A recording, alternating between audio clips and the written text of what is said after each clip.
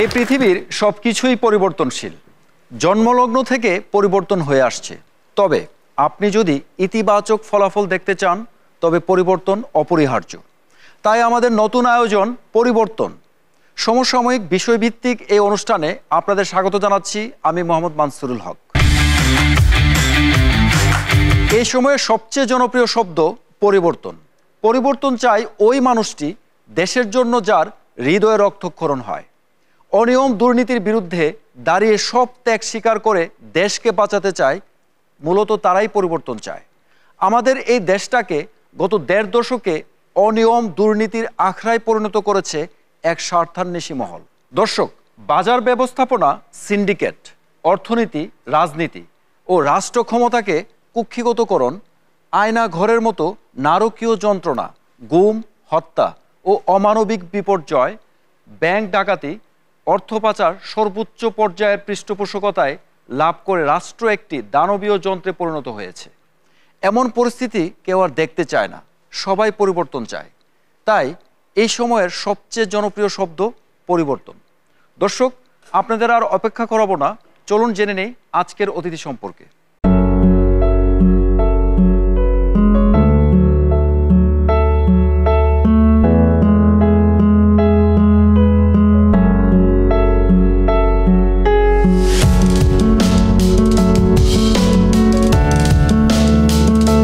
আব্দুল আওয়াল মিন্টু দেশের ব্যবসায়ীদের শীর্ষ সংগঠন FBCCI এর সাবেক সভাপতি, বর্তমানে বিএনপির ভাইস চেয়ারম্যান এবং ন্যাশনাল ব্যাংকের চেয়ারম্যান হিসেবে দায়িত্ব পালন করছেন।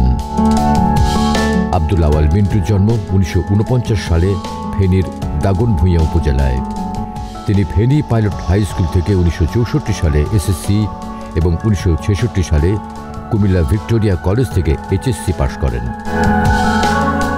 এরপর 1968 সালে চট্টগ্রামের মার্কেন্টাইল মেরিন একাডেমি থেকে নৌবিজ্ঞানের ডিপ্লোমা করেন।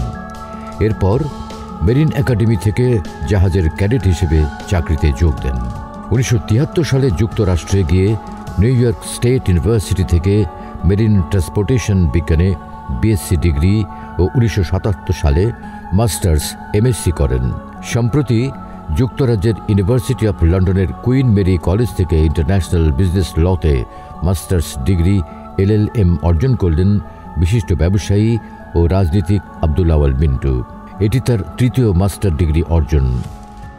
রাজনীতি, সমাজসেবা, ব্যবসা সবকিছু সামলে এখনও জ্ঞান চর্চার জায়গায় তার বিন্দুমাত্র ছাড় নেই।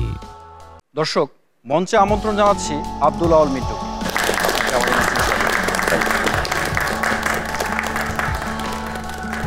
স্যার, দেশের বর্তমান পরিবর্তিত পরিস্থিতিতে কেমন চলছে ব্যবসা বাণিজ্য ও অর্থনীতি? দেখুন, যখন একটা দেশে দীর্ঘদিন এক ধরনের আমি বলবো যে অনির্বাচিত সরকার দ্বারা যখন একটা দেশ চলে, তার পরবর্তীতে যখন একটা আন্দোলন, সংগ্রাম বা বিপ্লবের মাধ্যমে সরকার পরিবর্তন হয়, এটা এত তাড়াতাড়ি তো সব কিছু ঠিক হয় না নর্মালি। তবে আমি মনে করবো যে কয়েকটা জিনিসে তো আমাদের ডেফিনেটলি উন্নতি হয়েছে। যেমন আমাদের এখন দুর্নীতিটা কমছে এবং ব্যবসা বাণিজ্যকে সহজ করার জন্য যে সংস্কারগুলো করা দরকার সেগুলি এই সরকার হাতে নিয়েছে এই মুহূর্তে। তো ব্যবসা বাণিজ্য এমন একটা জিনিস যে পরিবেশের সাথে এটা অত্যন্ত এটা অঙ্গাঙ্গভাবে জড়িত। ব্যবসা বাণিজ্য, বিনিয়োগ এগুলি থেকে আপনার রাজনীতিকে আলাদা করতে পারবেন না। সো আমি মনে করি উন্নতি হচ্ছে, কিন্তু 180 মিলিয়ন বা 18 কোটি লোকের দেশে যেটুকু তড়িৎ গতি পরিবর্তন দরকার সেটাও তো হচ্ছে না। আমি আশা করি ভবিষ্যতে এটা উন্নতি হবে, যেখানে প্রতিটি মানুষ যারা তাদের উদ্যোগ এবং উদ্যম ব্যবহার করে ব্যবসা বাণিজ্য করে, দেশের জন্য সম্পদ সৃষ্টি করে, কর্মসংস্থান সৃষ্টি করে, তারা এমন একটা পরিবেশ পাবে যে পরিবেশে তারা তাদের উদ্যোগ এবং উদ্যমকে ব্যবহার করতে পারবে। এই পরিবেশটা সৃষ্টি করার জন্য বর্তমান অন্তর্বর্তীকালীন সরকারের কাছে আপনার এক্সপেকটেশনটা কি? আমার এক্সপেকটেশন তো খুবই জাস্ট লাইক আরও 10 জন আপনাদের মতো, যে আমরা এমন একটা পরিবেশ তারা সৃষ্টি করবে যাতে করে দেশে একটা গণতান্ত্রিক সরকার প্রতিষ্ঠিত হয়, দেশের জনপ্রতিনিধিত্বশীল একটা সরকার গঠন হয় ভবিষ্যতে, যার মাধ্যমে জনগণ তাদের যে আশা আকাঙ্ক্ষা এবং প্রত্যাশা সেটা পাওয়ার জন্য যেটুকু একটা সরকার কাজ করা দরকার সেটুকু ওই সরকার কাজ করবে, যার সাথে সাথে ব্যবসা বাণিজ্যের প্রসার হবে, বিনিয়োগ বৃদ্ধি পাবে, কর্মসংস্থান বৃদ্ধি পাবে। কারণ আমাদের দেশে তো এখন 20 থেকে 22 লক্ষ ছেলে এবং মেয়ে কর্মজীবনে প্রবেশ করে প্রতি বছর। অতএব দেশের জন্য বিনিয়োগ অত্যন্ত জরুরি। বিনিয়োগের জন্য যে পরিবেশটা দরকার সেটা হলো সামাজিক শৃঙ্খলা, তার আর্থিক মূল্যায়ন, তারপরে আপনার একটা মানুষের জানমালের নিরাপত্তা, বিচার বিভাগের জন্য তাড়াতাড়ি আমরা তড়িৎ গতিতে বিচার পাই। তো এই জিনিসগুলো আমরা আশা করি এই সরকারের পক্ষে যত সহজ করা, হয়তো বা একটা গণতান্ত্রিক সরকার বা রাজনৈতিক সরকারের পক্ষে অত সহজ না। তো আমরা আশা করি এই সরকার তড়িৎ গতিতে এই সংস্কারগুলো করবেন। এই সংস্কারের কি সুনির্দিষ্ট কোনো প্রস্তাব রয়েছে এই সরকারের প্রতি?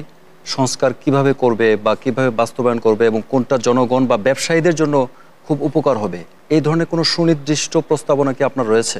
অনেকেই রাজনীতি এবং অর্থনীতিকে আলাদা করে দেখতে চায়, কিন্তু এটা কিন্তু সঠিক পদ্ধতি না।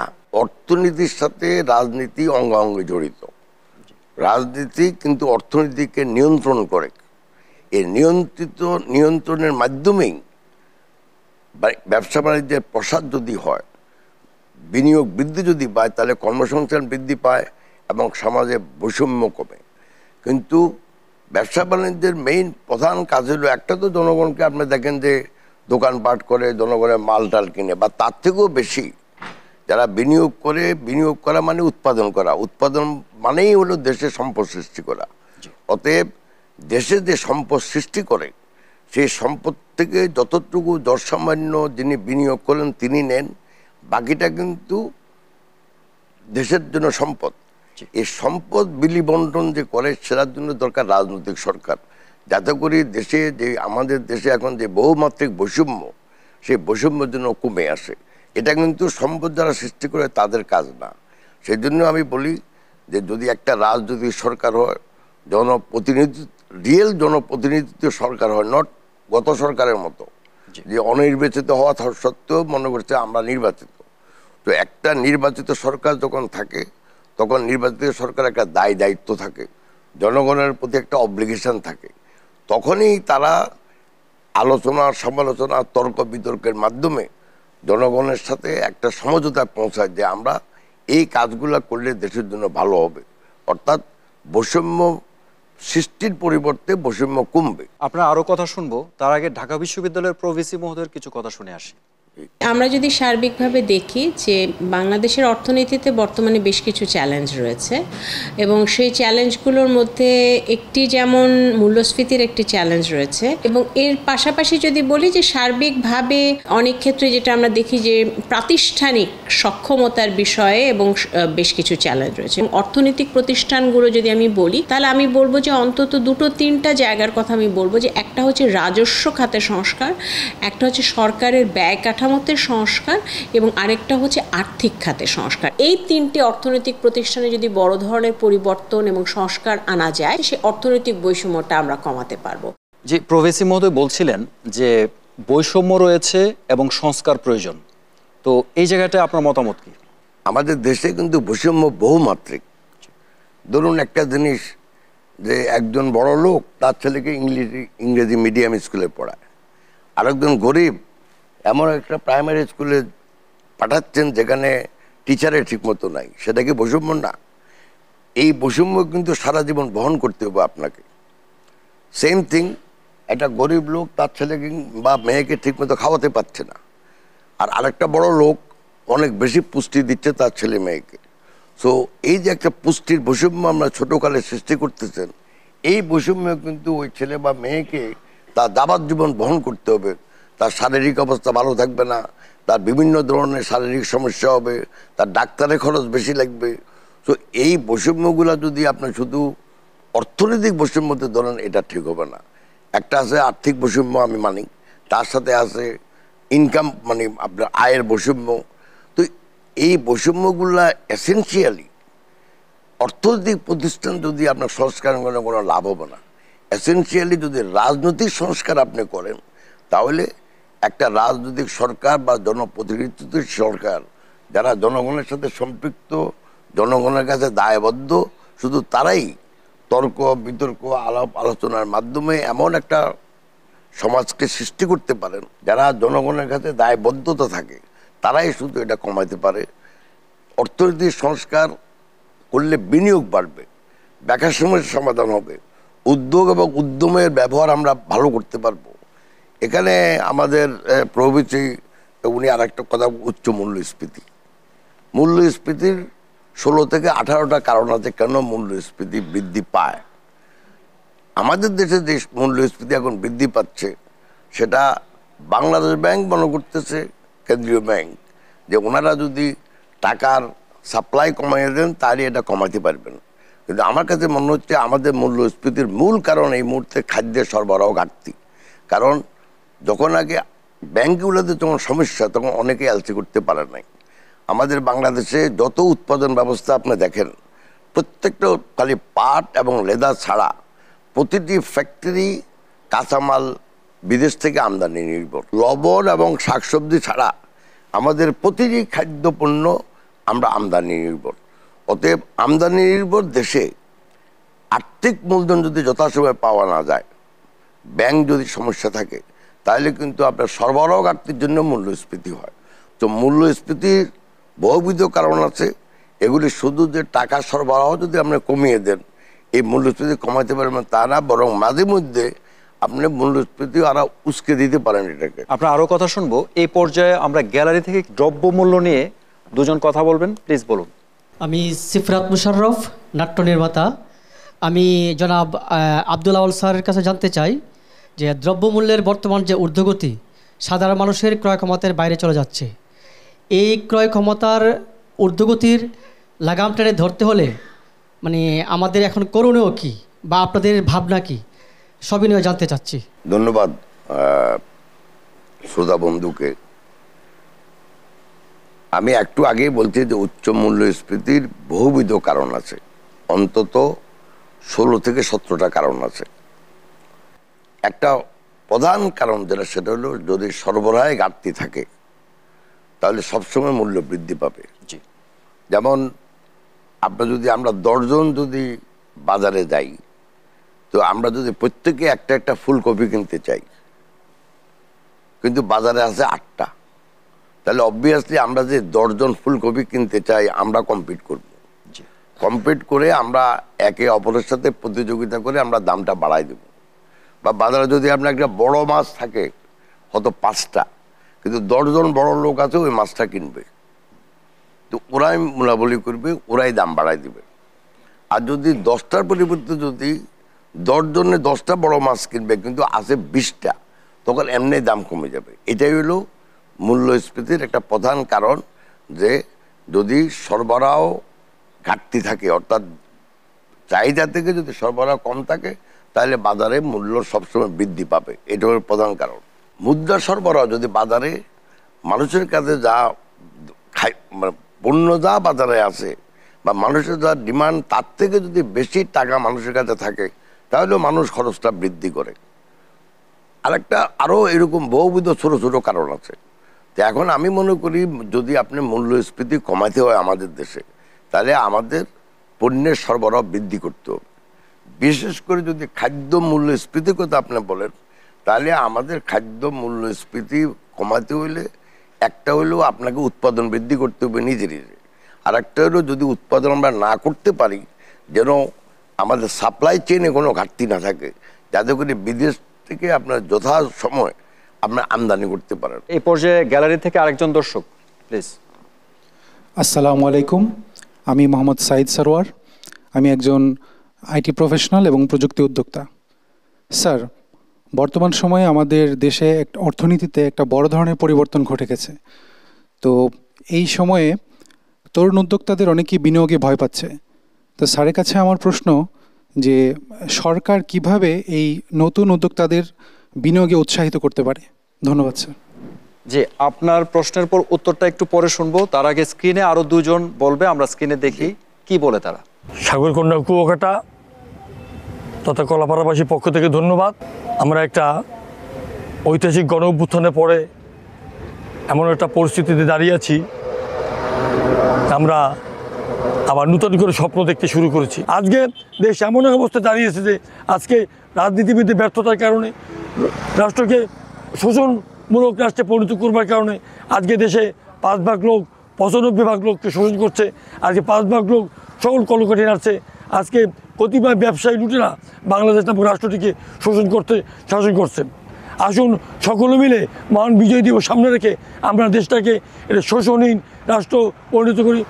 বিগত 5ই আগস্টের ঘটনার পরে আমরা ভাবছিলাম যে দ্রব্যমূল্যটা নিয়ন্ত্রণে আসবে, সাধারণ মানুষ আমরা কেনাকাটা সহজভাবে করতে পারবো, কিন্তু দুঃখজনক ঘটনা হলো আমরা সে আশাটা আমাদের পূর্ণ হয়নি। আজও সে সিন্ডিকেটটা বহাল আছে এবং এই সরকার সেটাকে পরিপূর্ণতা দিতে ব্যর্থ হয়েছে বলে আমরা মনে করি। তো এই জায়গাটার সরকার যদি সচেতন না হয়, এই যে সিন্ডিকেটে যদি ভাঙতে না পারে, তাহলে সাধারণ মানুষের দুর্ভোগের আর শেষ হবে না। বাজার নিয়ন্ত্রণ করা যাচ্ছে না, সিন্ডিকেট নিয়ন্ত্রণ করছে। সিন্ডিকেটের টাকায় কারা কোটিপতি হচ্ছে, এ থেকে বের হয়ে আসার উপায় কি? আমি প্রথমে দর্শক শ্রোতা যিনি এখানে প্রশ্ন করছেন যে তরুণ উদ্যোক্তারা বিনিয়োগের জন্য কী ধরনের পরিবেশ প্রয়োজন, দেখুন একটা দেশে বিনিয়োগ অত্যন্ত জরুরি বিষয় এবং অর্থনৈতিক প্রবৃদ্ধির জন্য বা সামষ্টিক অর্থনীতির ব্যাপারে বিনিয়োগ সবচেয়ে অত্যন্ত গুরুত্বপূর্ণ একটা বিষয়। যে কোনো সমাজে যে কোনো দেশে যদি বিনিয়োগ বৃদ্ধি করতে হয়, না একটা প্রশ্ন যে বিনিয়োগ কেন বৃদ্ধি করতে হয়। বিনিয়োগের বৃদ্ধি করার দুটো ইম্পর্টেন্ট কারণ, একটা হলো আপনি দেশে উৎপাদন বৃদ্ধি করা, দেশের জন্য সম্পদ সৃষ্টি করা, অর্থাৎ অর্থনৈতিক প্রবৃদ্ধি বাড়ানো। 2 নম্বর, বিনিয়োগ না হলে কর্মসংস্থান কিভাবে হবে। এই যে একটু আগে বললাম প্রতি বছর যে 22-23 লক্ষ ছেলে বা মেয়ে চাকরি বাজারে আসতেছে, যে তাদের চাকরিটা কিভাবে হবে, তারা কি করবে, সবাই কি ফেরিওয়ালা হবে? তো সেজন্য বিনিয়োগ অত্যন্ত জরুরি। পৃথিবীর ইতিহাস দেখা গেছে যে আপনি যত বিনিয়োগ হয় একটা দেশে, তার 96% নিজস্ব সঞ্চয় থেকে আসতে হয়। তো আমাদের এখানে বর্তমানে সঞ্চয় কম হচ্ছে, যা প্রয়োজন তার থেকে কম হচ্ছে। 2 হলো দেশের একটা সামাজিক মূল্যায়ন সৃষ্টি করতে হয়। 3 নম্বর যেটা, সেটা হলো যে চুক্তির বাস্তবায়ন।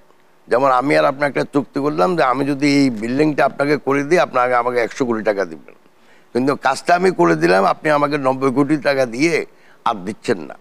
এখন তার জন্য প্রপার বিচার ব্যবস্থা। আনফর্চুনেটলি একবার যদি আমাদের বিচার ব্যবস্থা মানে আপনার কোর্টে ঢুকেন, তাহলে এটা আর 20 বছর বের হয়ে আসবে না। 20 বছর বলে সাক্ষীও মারা যায়, হয়তো যিনি কেস করছেন তিনিও মারা যান, তো আসল বিচারটা আপনি পাচ্ছেন না। তো এরকম অনেকগুলা সামাজিক বিষয় একত্র মিলে দেশে একটা সামাজিক মূল্যায়ন সৃষ্টি করে। তার সাথে যোগ করেন মানুষের নিরাপত্তা। একজন বিনিয়োগকারী তো চাইবে যে আমি যে ফ্যাক্টরিতে করতেছি আমার যানবাহনের নিরাপত্তা আছে। এখন আপনি যদি প্রতিদিন আমাদের সমাজের অবস্থা দেখেন, শহরের আজকে শ্রমিক অসন্তোষ, রাস্তা বন্ধ, কালকে 2 কলেজে ছাত্ররা মারামারি করতেছে, সেখানে রাস্তা বন্ধ। এই ধরনের পরিস্থিতি যখন বিরাজ করে, সেখানে তো আপনার সামাজিক পরিবেশ ঠিক নাই। তো সামাজিক নিরাপত্তা এই সামাজিক মূল্যায়নের একটা বিরাট অংশ। 3 নম্বর হলো আর্থিক মূল্যায়ন, অর্থাৎ একটা তরুণ উদ্যোক্তা যদি তার উদ্যম এবং উদ্যোগ ব্যবহার করতে চায়, সে ওগুলির পরও তার তো কিছু টাকা লাগবে। সে হয়তো নিজে কিছু টাকা দিল, আর একটু ব্যাংক থেকে লাগবে। ব্যাংকিং খাত থেকে যদি মূলধন পাওয়া না যায়, তাহলে তো সে বিনিয়োগ কিভাবে করবে। আর প্রবলেম সমস্যা হলো নর্মালি অন্যান্য দেশে বিনিয়োগের টাকাটা আসে পুঁজিবাজার থেকে, আমাদের এখানে আজও পুঁজিবাজার ঠিক হয় নাই, অতএব আমরা ব্যাংক থেকে টাকাটা নিচ্ছি। জি, আমরা ব্যাংকিং খাত নিয়ে আরো শুনবো, তার আগে আইসিএবির চেয়ারম্যান কি বলছে একটু শুনে আসি। গত রেজিমটাকে আমরা খেয়াল করি, তাহলে আপনি দেখবেন আমাদের প্রচুর ব্যবসায়ী রাজনীতিতে ঢুকে গেছে। এটা হওয়ার কথা ছিল না। এটা যখন হবে তখন একটা দেশের ব্যবসা কিন্তু নষ্ট হবে। আমাদেরকে এই পরিবর্তনটা আনতে হবে, অবশ্যই আনতে হবে, যাতে করে ব্যবসার প্রতিনিধি 1-2 জন থাকবেন, ঠিক আছে, কিন্তু গণহারে ব্যবসায়ীরা যাতে এমপি মন্ত্রী না হন। এই ব্যবসার সাথে আমার ইকোনমি জড়িত, এই ব্যবসার সাথে আমার এমপ্লয়মেন্ট জড়িত। সুতরাং এইখানে যদি অস্থিরতা তৈরি হয়, তাহলে দেশ কিন্তু অস্থির হয়ে যাবে। ব্যবসায়ীদের রাজনীতিতে না আসা বা ব্যবসা প্রতিষ্ঠানকে সুরক্ষা দেওয়ার জন্য উনি কিছু বক্তব্য পেশ করেছেন। তো এই বিষয়ে আপনার মতামত কি? আমার প্রশ্নটা আরেকটা, ব্যবসায়ীরা রাজনীতিবিদ হয়েছে না রাজনীতিবিদরা ব্যবসায়ী হয়েছে? এটা কিন্তু আপনাকে খুব ভালো করে বিচার করতে হবে। আমি মনে করি বাংলাদেশের রাজনীতিবিদরাই ব্যবসায় বনে গেছে। না, কিন্তু দেখা যাচ্ছে যে ঢালাওভাবে ব্যবসায়ী থেকে মানে টাকার বিনিময়ে হোক বা যেভাবেই হোক রাজনীতিতে প্রবেশ করছে এবং মূল ধারার রাজনীতিতে এসে প্রভাব বিস্তার করছে, যার ফলে কি হচ্ছে যে ব্যবসা প্রতিষ্ঠান ক্ষতিগ্রস্ত হচ্ছে, যারা ওই ব্যবসা প্রতিষ্ঠান আন্ডারে যারা কর্মে নিয়োজিত আছে তারা ক্ষতিগ্রস্ত হচ্ছে। তো এই জায়গাটা থেকে কিভাবে বের হবে? ওরকম অন্য কয়েকজন লোক অ্যাকচুয়ালি আমার মতে, আমি ঠিক ওনার থেকে অপোজিট ধারণা পোষণ করি। আমি মনে করি দুঃখের বিষয় যে বাংলাদেশে রাজনীতিবিদেরা এখন ব্যবসায়ী বনে গেছেন। ইট ইজ নট ব্যবসায়ীরা রাজনীতি বনছেন। আমি আপনাকে একটা উদাহরণ দিই। এখন থেকে যখন এরশাদ সাহেবের আমার যখন ইলেকশন হয়েছে তখন দেখতাম যে কিছু কিছু রাজনীতিবিদ গিয়া এই ছোটোখাটো ব্যবসায়ীদের পয়সা নিত, নিয়ে কেন্দ্র দখল করত। ওই আপনার ভোট গণার সময় কিছু পয়সা দিয়ে উল্টে দিত ভোটের রেজাল্ট। তখন ওই লোকগুলো মনে করলো ভাই আমি টাকা দিচ্ছি, আমার টাকা দিয়া উনি এমপি বনে যাচ্ছেন, কারণ উনি ভোট দখল করে, ওই বুথ দখল করতেছে, ওই এমপি অন্য লোকের পয়সা দিচ্ছে। তো আমার পয়সা দেওয়ার দরকার থেকে ওনাকে, আমি নিজের পয়সা দিয়ে কেন্দ্র দখল করবো, আমি ভোট চুরি করবো, আমি এমপি বনে যাবো। আপনার আরও কথা শুনবো, তার আগে ডক্টর তৌফিক আহমেদ চৌধুরী, অর্থনীতিবিদ ও সাবেক মহাপরিচালক বিআইবিএম, ওনার কিছু কথা শুনে আসি।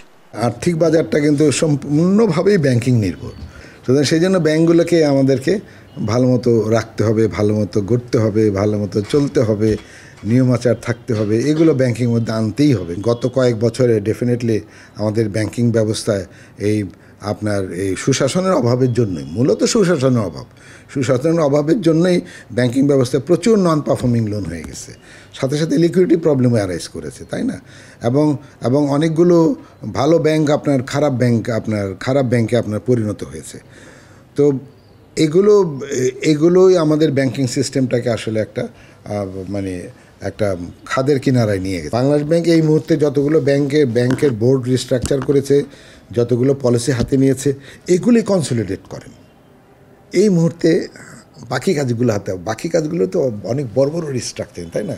কারণ সবগুলো নিলে আপনি গুবলেট পাকায় ফেলা, লোকজন তো ভয় পেয়ে যাবে, তাই না? আমাদের উদ্দেশ্য তো সিস্টেমটা নষ্ট করা না, সিস্টেমের যেন লোকজনের ভয় দেখানো না, তাই না? সিস্টেমটা যাতে ঠিক মতো দাঁড়ায়। তো সুতরাং সেজন্য স্টেপ বাই স্টেপ আপনার যাওয়া হবে। এখন যেভাবে যাচ্ছে Bangladesh bank, they are definitely in the right track. Banking খাতে সুশাসনের অভাব, অনিয়ম, দুর্নীতি, তাতে ক্ষতিগ্রস্ত হচ্ছে সাধারণ মানুষ এবং ব্যবসায়ীরা। তো এই জায়গাটা থেকে বের হয়ে আসার উপায়টা কি? উনি যে প্রবলেম বলছে, উনি কিন্তু সলিউশনের কথাও বলছে। জি, প্রথম কথা হলো একটা কথা, কেন্দ্রীয় ব্যাংক এখন সুশাসন প্রতিষ্ঠা করার জন্য প্রপার রেগুলেট করতেছে কমার্শিয়াল ব্যাংকগুলোকে, সেটা ওনার সাথে আমি একমত। আবার ব্যাংকের এই দুর্গতির জন্য যে কেন্দ্রীয় ব্যাংক দায়ী, সেটার সাথে আমি একমত। কারণ এই ব্যাংকগুলোতে যত অনিয়ম দুর্নীতি হয়েছে, এগুলি সবই কেন্দ্রীয় ব্যাংকে জানা ছিল, অজানা কিছুই ছিল না। এত তো সত্ত্বেও কেন্দ্রীয় ব্যাংক অ্যাজ এ নিয়ন্ত্রণ সংস্থা হিসাবে এই অনিয়মগুলা বা দুর্নীতি বন্ধ করার জন্য কোনো রকমের কোনো সাহসী পদক্ষেপ নেয় নাই। অন দ্য আদার হ্যান্ড, যারা এই অনিয়মের দায়ী ছিল বা দুর্নীতি করছে বা ইলিগালি ব্যাংক থেকে পয়সা নিচ্ছে, তাদেরকে সাহায্য করছে বিভিন্নভাবে। এটার যথাযথ এবং অনেক বহু প্রমাণ আপনাকে দেখানো যাবে। এখন এই কারণেই এখন ব্যাংকে অনেকে টাকা নিয়ে চলে গেছে, কেউ বিদেশে চলে গেছে, কেউ ব্যবসা এখন বিদেশে চলে যাওয়াতে ব্যবসা চালাতে পারছে না। সেই ব্যবসা থেকে যে লোন নেওয়া হয়েছে, সেই লোন এখন ফেরত দিতে পারছে না। বাট বাংলাদেশে ব্যাংকিংয়ের একটা ঐতিহ্যগত বলেন ইনহেরিটেড একটা সমস্যা আছে। সেটা হলো অন্যান্য দেশে বিনিয়োগের জন্য যে মূলধন, সেই মূলধনটা আসে পুঁজিবাজার থেকে। কারণ ব্যাংকে আপনার টাকা রাখেন স্বল্প সময়ের জন্য, তো ব্যাংক এখন লোন দিচ্ছে দীর্ঘ সময়ের জন্য। একটা বিনিয়োগ যদি আপনি বিনিয়োগের জন্য যদি আপনার টাকা ধার নেন, সেটা কিন্তু 10 বছরের জন্য আপনার ধার নেন। কিন্তু যারা টাকা সঞ্চয় করে ব্যাংকে, তারা 3 মাস, 6 মাস, 3 বছর পর্যন্ত রাখে। সো আপনি যখনই আপনার শর্ট টার্ম লোনের অ্যাগেনস্টে যখনই আপনার দীর্ঘস্থায়ী লোন দেন, এটা ইটসেলফ ব্যাংকের জন্য একটা সমস্যার সৃষ্টি করে। 2 নম্বরের অনিয়ম দুর্নীতির জন্য কেন্দ্রীয় ব্যাংক যারা রেগুলেট করার কথা ছিল তারা করা নাই। 3 নম্বর হলো সরকারি ইন্টারফেয়ারেন্স, যারা টাকাটা নিচে ব্যাংক থেকে দিচ্ছে না। বেশিরভাগ দেখবেন যে ওই যে একটু আগে বললাম স্বার্থান্বেষী গোষ্ঠী, সরকারি সমর্থন পুষ্ট ওই গোষ্ঠী ব্যাংক থেকে টাকা নিয়ে গেছেন। এখন বাংলাদেশ ব্যাংক ঠিকমতো রেগুলেট করতেছে, আমি আশা করি এটা ভবিষ্যতে ভালোর দিকে যাবে। কিন্তু ভালো যাওয়ার আগে যে লিকুইডিটি সমস্যা হচ্ছে সেটা তো একদিনে শেষ হবে না। বাট বাংলাদেশ ব্যাংক এখন সাহায্য এবং সহায়তা করতেছে, যেসব ব্যাংক সমস্যায় আছে সেই ব্যাংকগুলোকে সাহায্য সহায়তা করতেছে, যেন এই যে যারা সঞ্চয় করছে তাদের টাকাটা দিয়ে ফেরত দিতে পারছে না ওদের ডিমান্ড অনুযায়ী, সেটাকে কাটিয়ে ওঠার জন্য এখন বাংলাদেশ ব্যাংক সাহায্য করতেছে। আমি আশা করি ব্যাংকিং খাতের এই সমস্যা আগামী 3 থেকে 6 মাসের ভিতর আমরা কাটিয়ে উঠতে পারবো বলে আমার দৃঢ় বিশ্বাস। এবার আমরা একটু ভিন্ন প্রসঙ্গে আসি। বিভিন্ন পত্রিকার হেডলাইন হচ্ছে প্রতিনিয়ত আমরা যেটা দেখতে পাচ্ছি যে রাজনীতি, সংস্কার এবং নির্বাচন, এই নিয়ে কিছু পত্রিকার হেডলাইন আমরা এখন দেখব, দেন আমরা আবার ফিরে আসবো। অত্যাবশ্যকীয় সংস্কার শেষে নির্বাচন, নির্বাচন যত দেরিতে হবে ততই ষড়যন্ত্র বাড়বে, শুরু হলো নির্বাচনের অভিযাত্রা, অতি প্রয়োজনীয় কিছু সংস্কার নির্বাচনের ক্ষেত্রে, নির্বাচনের তাগিদ। তো এই যে আমরা দেখতে পাচ্ছি যে সবাই এখন একটা প্রশ্ন যে কখন নির্বাচন হবে, সবাই এই প্রশ্নটা করছে। এবং আপনারা যারা রাজনীতির সাথে সম্পৃক্ত রয়েছেন আপনাদেরও একটা প্রত্যাশা যে খুব দ্রুত নির্বাচন হোক। তো এই সাকসেসফুল একটা নির্বাচন করার জন্য এবং দেশের অবস্থা স্বাভাবিক পর্যায়ে নিয়ে আসার জন্য আপনার মতামত কি? প্রথম কথা হলো তো রাজনীতিবিহীন একটা দেশ তো চলতে পারে না। এখন আমরা রাজনীতিবিহীন একটা দেশে আছি।